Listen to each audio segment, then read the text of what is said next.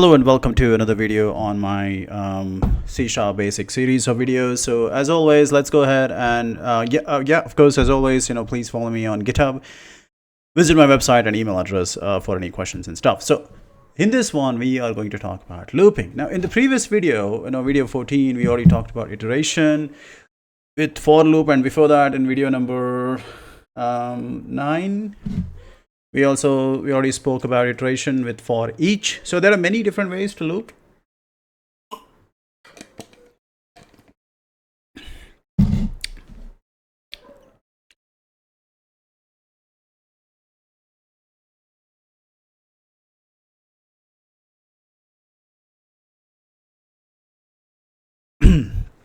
Sorry about that, my the whole water thing. Hold on.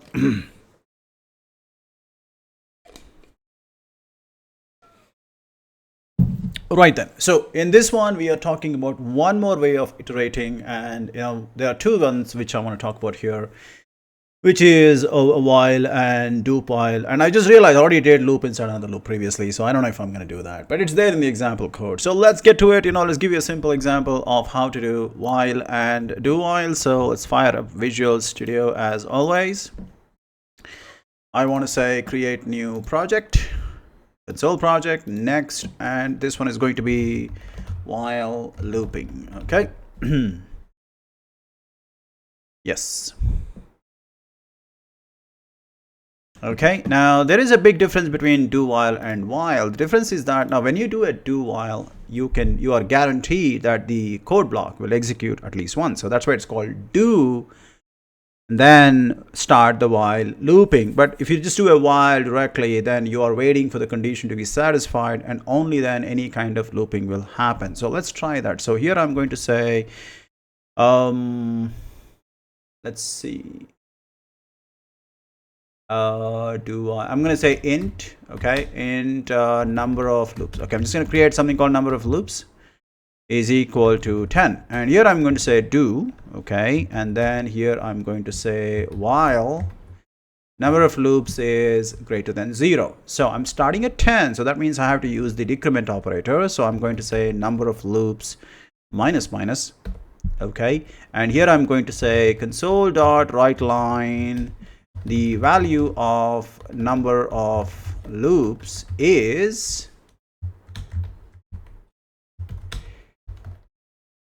there you go. So what happens is now the do while, let me get my paint software here and create a new whiteboard. So the idea behind is very simple. So you have a code block, and then you do, so you're doing it, and then at the end of this you have your Boolean expression. So you check if you're supposed to continue or not, and if you're supposed to continue, you come back. So if the answer is yes, you continue the loop and do whatever is happening here. But once the Boolean expression is no, then you stop the execution. So what is happening in my example is I'm starting at 10. So I'm starting at do while, which means the first, so I'll get an output, and then I'm starting at 10, right? And then that 10 becomes 9. So I start at 10 and then I make it 9. So is 9 greater than 0? So the question is 9 greater than 0? Yes. So go back.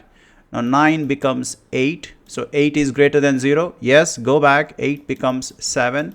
So like this, the loop keeps going, and eventually at some point it's gonna become 0, and then 0 becomes greater than 0. That's not true, and then it's going to stop. So if I check my output now, I will see the output as 10, 9, 8, all the way till 1. Now 0 is not greater than 0, so it stops at 0. Now if I want 0 also to come in the output, I can always go and say greater than or equal to 0, and this time the numbering starts at 10 and goes all the way to 0. Right now, this is do while, which means the first line will be shown no matter what happens. So now what I can do is I can do a while directly. So I'm going to say while number of loops greater than 0. Let's go ahead and do this, and here I'm going to say, there you go. Hey, am I getting the output? Oh, we have to set it back to 10 because it becomes 0, so the loop is not coming. So there you go. See, So value of 10 is equal to 10, and then while number of loops is equal to 10. There you go, 2 times. But if I don't reset the value, the second loop never gives any output. But if I copy paste this, I will still get one output here. Look at that. The value of the loop is -1. Now, why is that? Why didn't I get, this is not working at all. There's no output at all. Let's put a breakpoint. So here, there we go. Now, if I run this, that breakpoint will never be hit because I'm not resetting this. But if I change this back to 10 and reset the cycle, obviously the breakpoint will be hit and I will get that output for sure. Now, why is that? The reason is very simple. Now, the do while will run irrespective of what happens, right? That's the story here. So now, yeah, okay, so there we go. So now, irrespective of what happened, the do while is always shown. So you see the 0 here, but if I don't reset the value, only the do while is executed, but the while never bothers to do anything about it. Look at that. The do while works, but the second while is entirely missing.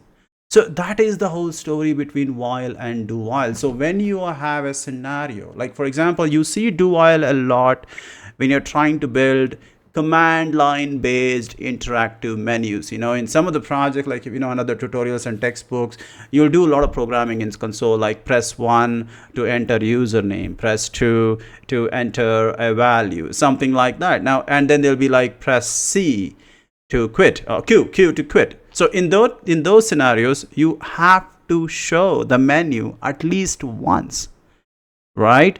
Otherwise, the menu will never come. So what you do is, in those scenarios, you use a do while, but otherwise you use a while when you don't have anything to do in the beginning and you only have to do things when there's a specific Boolean expression that is being satisfied. So once again, just like that whole switch thing I was talking about in another video, I'm not exactly a big fan of either while or do while.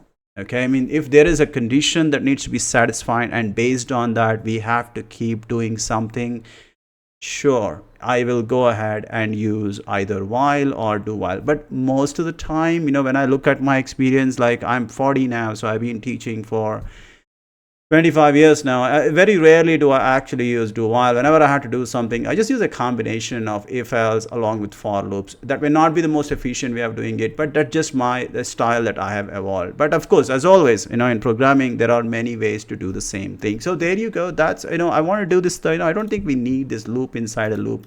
I'm going to remove that. I already did that. I don't want to repeat. If you're watching these videos back to back, I don't want to repeat myself. So there you go. So yeah, so there you go. That was the whole thing about while and do while. There are situations, there are scenarios where you use them, like for example, the whole menu thing I talked about, but I personally can't remember using this in too many occasions in my whenever I work on a developer project, but I know it is there. And if I feel, just like the switch statement, which I don't use at all, I simply use if else. In while and do while, I somehow end up using a combination of for and for loop or for each with if else, and that should be good enough. But it's the facility is there, you want to use it. It's like the ternary operator situation. If you like it, if you want to keep your code short and simple, use the ternary operator. But if you're not yet comfortable using it, nothing is stopping you from using the if else. There may be a little bit of extra typing, there may be a little bit of performance loss when you think about it, but ultimately you are achieving the same goal. And for our learning purposes, really, we are not looking at optimization right away. Maybe that is something you look at it when you become an experienced developer, which is beyond the scope of this discussion. So there you go, my dear student. That's about the video on looping with while and do while, and I will see you next.